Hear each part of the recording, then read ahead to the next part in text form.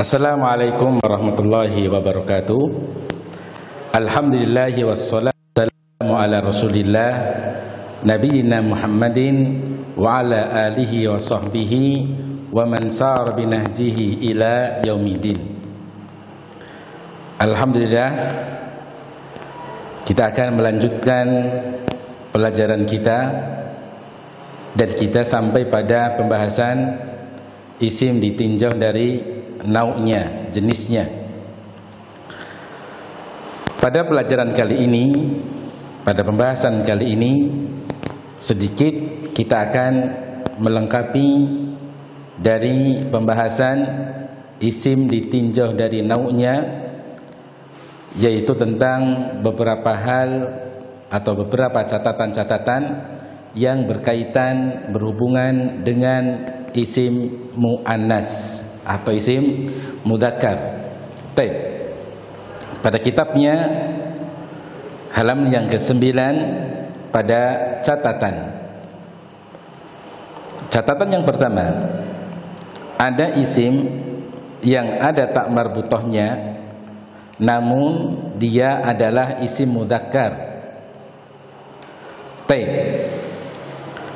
Yang pernah kita pelajari bahwasannya di antara salah satu ciri tanda isim disebut isim muannas apabila terdapat tak marbutoh pada kata tersebut. Namun ternyata di sana ada isim yang berakhiran tak marbutoh tapi bukan isim muannas. Siapa dia? Dia adalah nama laki-laki, nama mudzakkar, nama seorang laki-laki yang berakhiran tak marbutoh. Semua nama laki-laki yang berakhiran tak marbutoh bukan isim mu'annas. Contoh, Hamzatu. Hamzah berakhiran tak marbutoh, namun dia bukan isim yang mu'annas, karena nama tersebut adalah nama yang memang digunakan, dipakai untuk nama seorang laki-laki. Muawiyatu. Muawiyatu di sini isim yang berakhiran tak marbutoh, namun dia bukan isim mu'annas sekalipun berakhiran tak marbutoh, karena nama tersebut adalah nama yang memang dimiliki atau dipakai, digunakan untuk isim yang mudzakkar. Ubadatu, Syu'batu, Talhatu, dan lain sebagainya. Jika memang nama tersebut adalah nama yang digunakan, dipakai untuk isim mudzakkar, sekalipun dia berakhiran tak marbutoh, maka tidak dikatakan, tidak masuk pada isim yang mu'annas. Itu catatan yang pertama.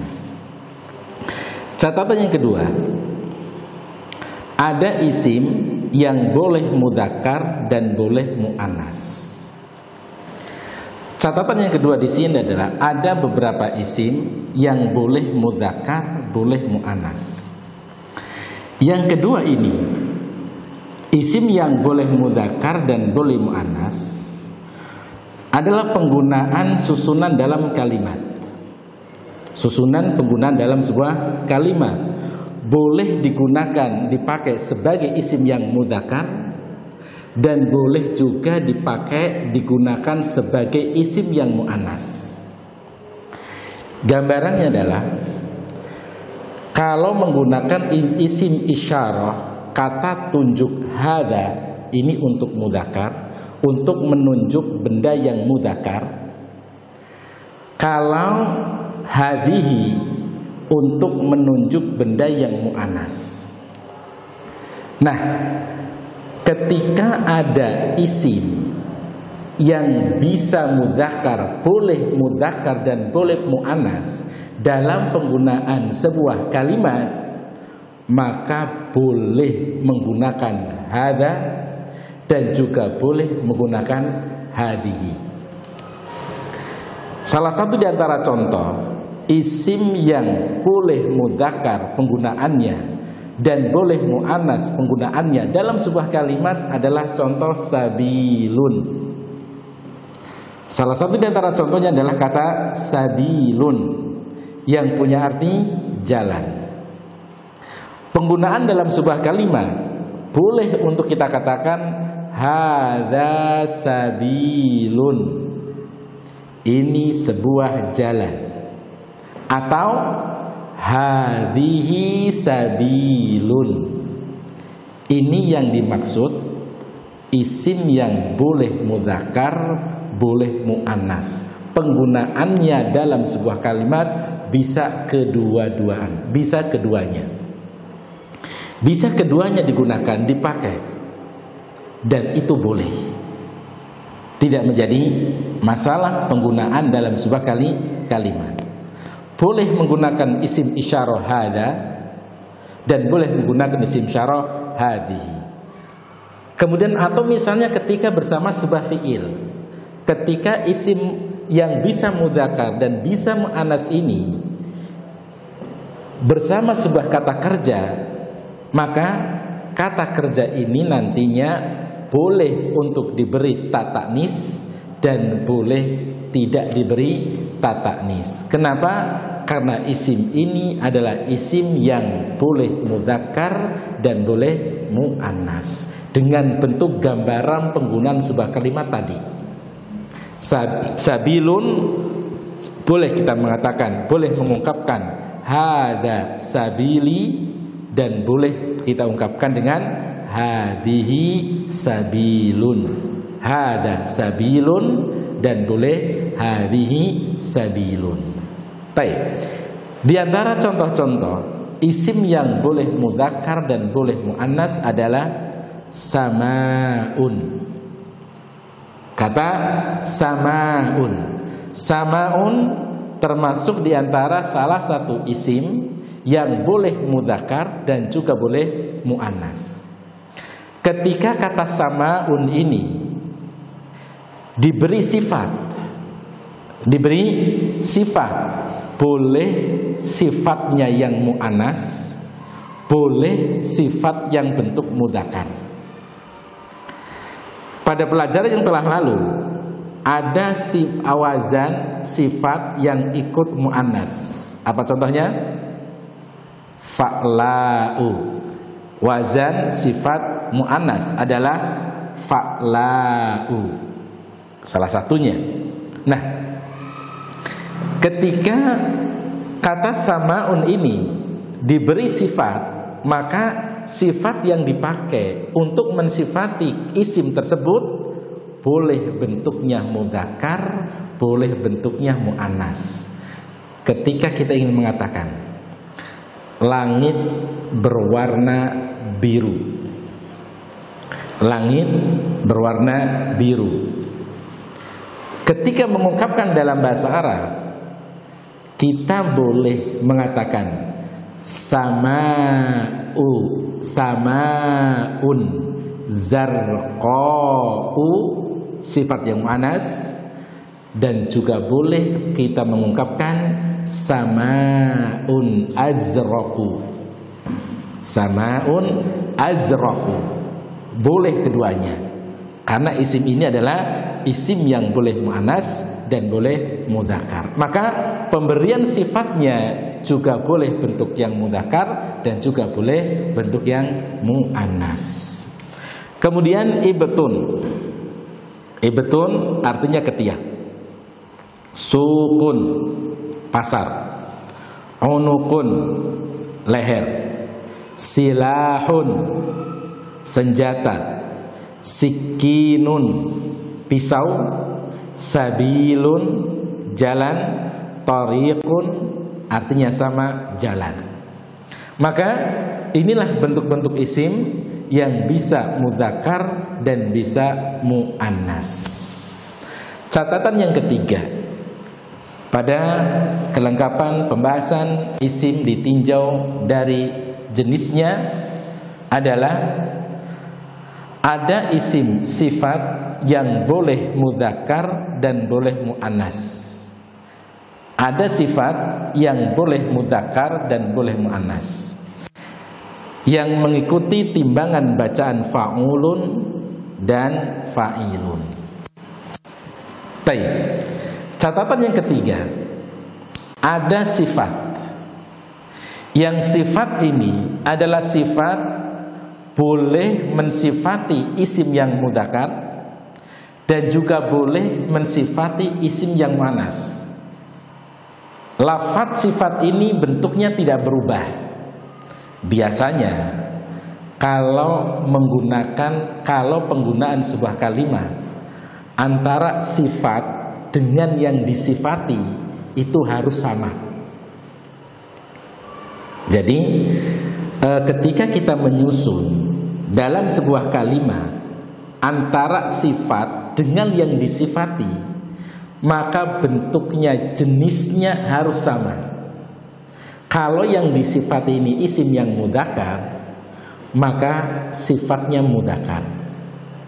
Kalau yang disifati ini muannas, maka sifatnya adalah isim yang muannas. Dan ini adalah merupakan kaidah asal ketika menyusun dalam sebuah kalimat bentuk sifat dan mensifati. Tapi ternyata di sana ada bentuk sifat yang mana sifat ini bisa dipakai, bisa digunakan untuk mensifati isim yang mudzakkar dan bisa dimensifati isim yang muannas, dan lafadznya tidak mengalami perubahan. Lafadznya tidak memiliki perubahan. Siapakah dia? Dia adalah sifat yang mengikuti timbangan bacaan fa'ulun, yang kedua adalah fa'ilun. Contoh yang ada dalam kitab, bisa kita perhatikan contoh yang ada di dalam kitabnya. Rajulun saburun. Rajulun saburun.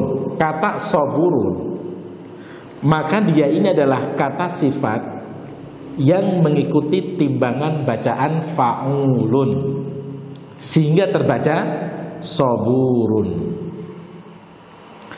Pada kalimat ini dia mensifati isim mudzakkar, yaitu rajulun, yang artinya rajulun saburun, seorang laki-laki yang penyabar. Kemudian perhatikan contoh yang kedua. Di situ ada kata imro'atun saburun. Imro'atun saburun. Lafaz saburun sekarang dia mensifati isim yang muannas. Nah, inilah yang dimaksud dengan sifat yang bisa mudzakkar dan bisa muannas. Dalam penggunaan sebuah kalimat, sifat kata sifat ini bisa digunakan untuk mensifati isim yang mudzakkar dan bisa digunakan untuk mensifati isim yang muannas, karena dia mengikuti timbangan bacaan fa'ulun. Rajulun saburun, imro'atun saburun. Lafaz sifat kata sifatnya saburun, keduanya tidak mengalami perubahan lafaz, tetap menggunakan kata saburun. Berbeda dengan sifat-sifat yang lain. Berbeda dengan sifat-sifat yang lain. Kalau sifat-sifat yang lain harus menyesuaikan dengan isim yang sebelumnya.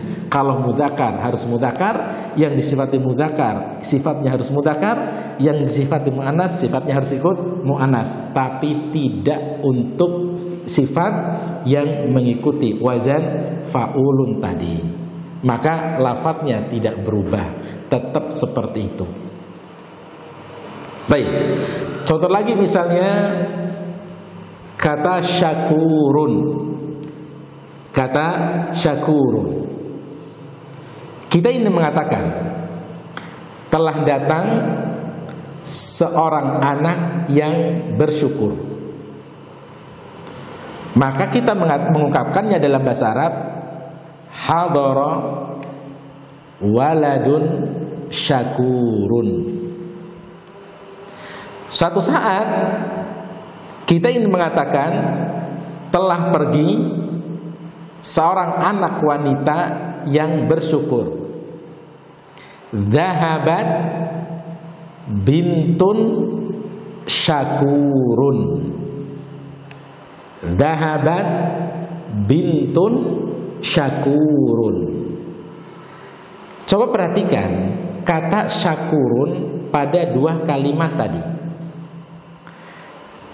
Digunakan untuk mensifati isim yang mudzakkar tetap syakurun, digunakan untuk mensifati isim yang muannas bintun juga tetap syakurun, tidak mengalami perubahan lafaz. Maka inilah yang dimaksud dengan sifat yang boleh mudzakkar dan boleh muannas adalah penggunaannya dalam sebuah kalimat. Kemudian wazan yang kedua, sifat yang boleh mudzakkar dan boleh muannas yang diterangkan dalam kitab di sini adalah wazan fa'ilun. Wazan fa'ilun.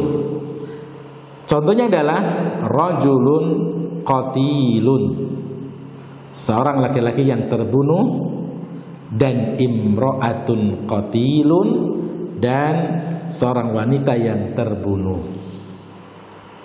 Contoh yang lain misalnya adalah ra'aitu rajulan jarihan. Ra'aitu rajulan jarihan. Kata jarihan mengikuti timbangan bacaan fa'ilun, jarihun.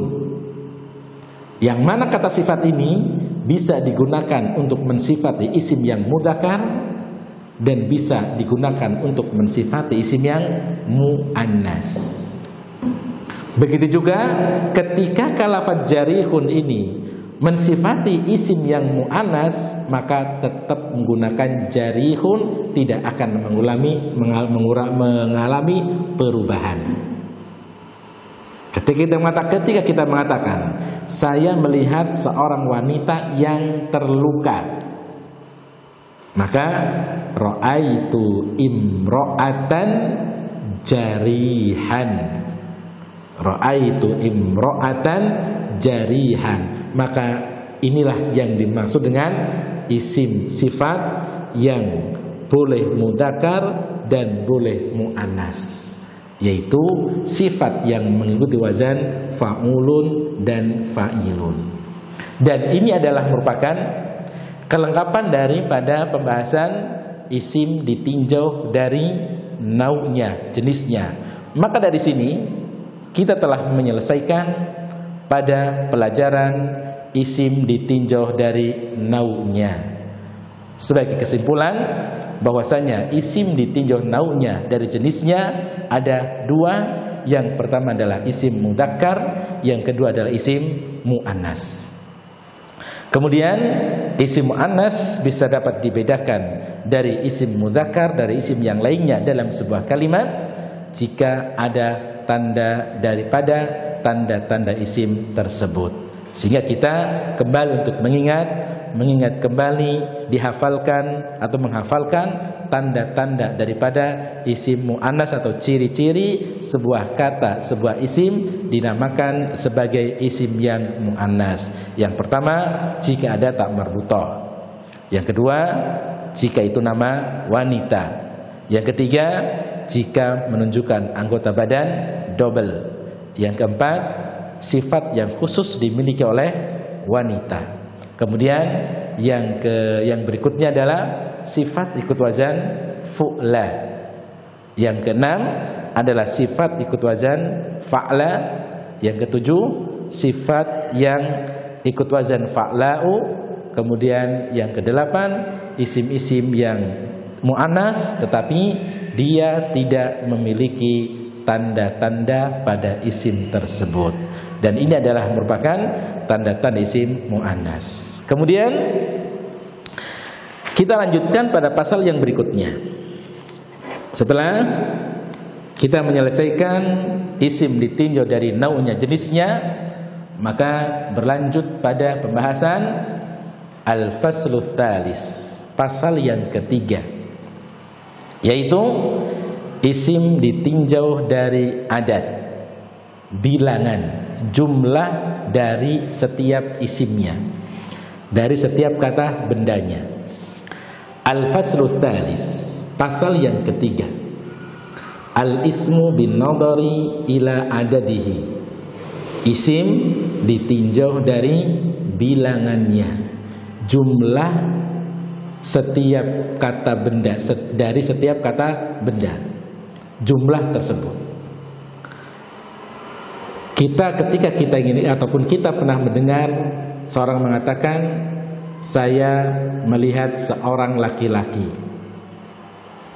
berarti yang lihat berapa jumlahnya? 1. Atau kita pernah mendengar seorang mengatakan, saya membeli 2 kitab, berarti benda yang dibeli itu berapa jumlahnya? 2. Kemudian juga pernah kita mendengar seorang mengatakan, saya telah membawa beberapa kitab, berarti jumlah benda tersebut berapa? Lebih daripada 2. Taib. Hal ini juga terjadi pada bahasa Arab. Maka bahasa Arab itu juga membahas tentang bilangan atau bilangan jumlah pada setiap bendanya.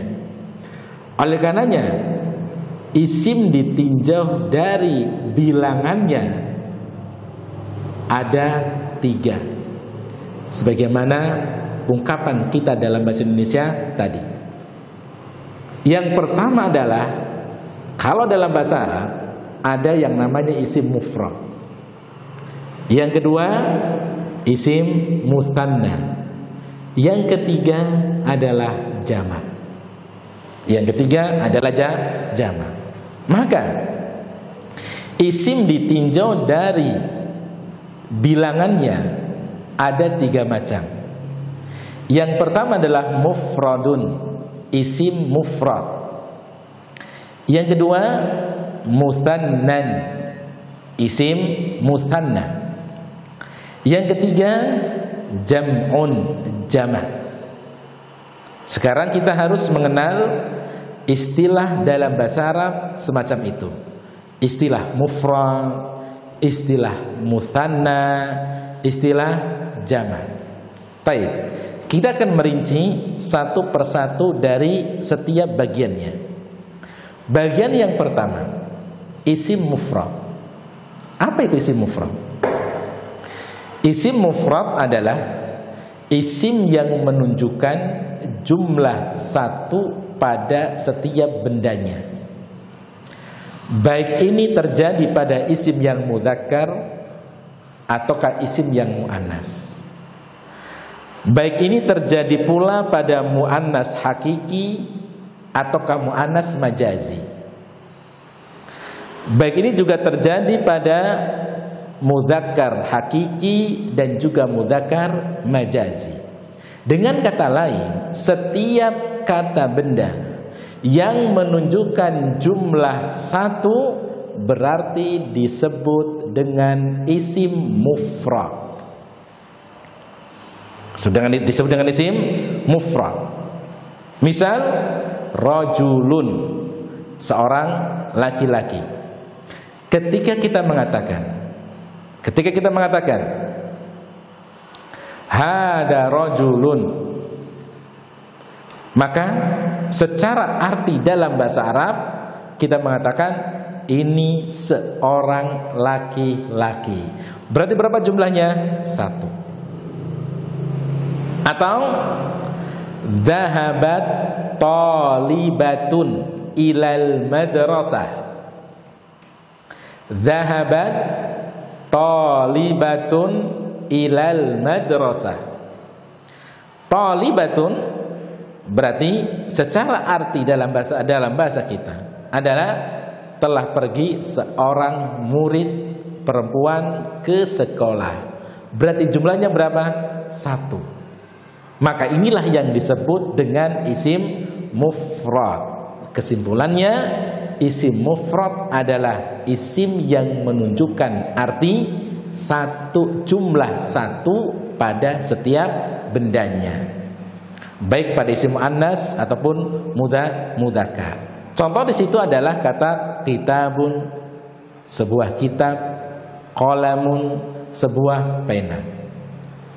Qara'tu kitaban. Ada sebuah kalimat, qara'tu kitaban. Saya membaca sebuah kitab. Berarti yang dibaca berapa? Satu.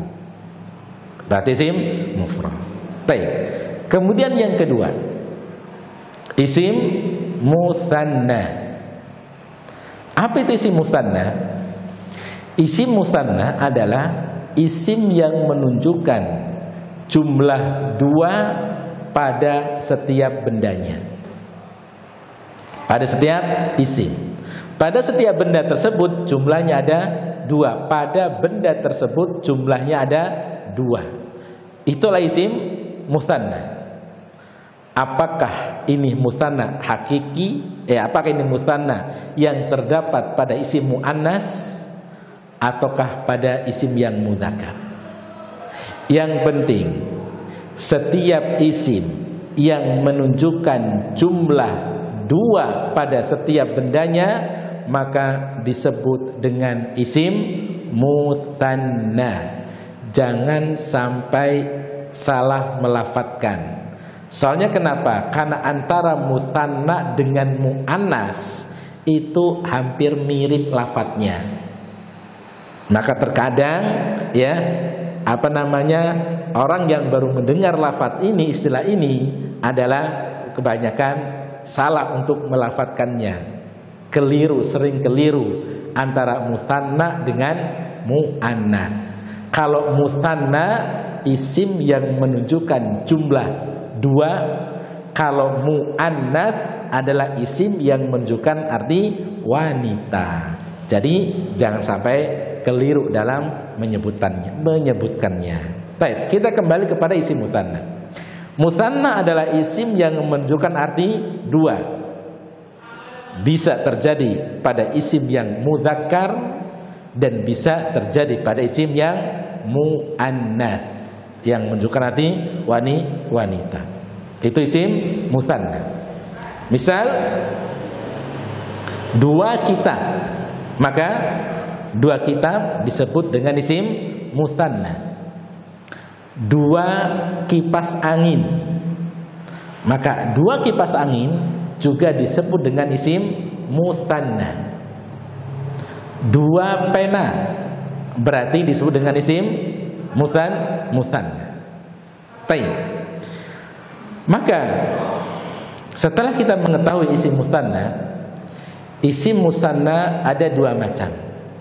Sebagaimana yang diserahkan dalam kitabnya, isim musanna ada dua macam. Yang pertama adalah musanna hakiki, yang kedua musanna mulhaq. Yang pertama musanna hakiki, yang kedua adalah musanna mulhaq. Apa itu isim musanna hakiki? Isim musanna hakiki adalah isim musanna yang terambil, terbuat, terbikin dari bentuk mufradnya. Itu musanna hakiki. Jadi musanna hakiki adalah isim musanna yang bisa dibuat, yang bisa dibikin. Dari mana? Dari bentuk mufradnya. Dia memiliki bentuk mufradnya. Itulah musanna hakiki. Contoh misal tadi, kitabani misalnya, maka dua kitab. Maka kitabani nanti disebut dengan musanna hakiki karena kata kitabani memiliki bentuk mufradnya, yaitu kitabun. Contoh lagi misalnya qalamani. Qalamani juga nanti namanya disebut isim mutsanna. Kenapa? Karena qalamani terambil dari bentuk mufradnya, yaitu qalamun. Maka dari sini mutsanna hakiki adalah isim mutsanna yang bisa dibuat, yang bisa dibikin dan bisa dibentuk, dan semuanya bisa membuat isim tersebut selama dia mempunyai bentuk mufradnya. Itu mutsanna hakiki. Baik. Sekarang bagaimana cara membuat isim mutsanna hakiki ini?